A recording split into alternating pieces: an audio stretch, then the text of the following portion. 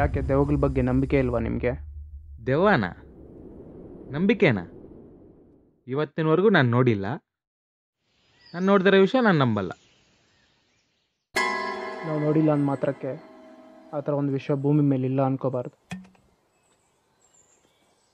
ಹಸಿವಾಗುತ್ತಾ ನಿಮಗೆ?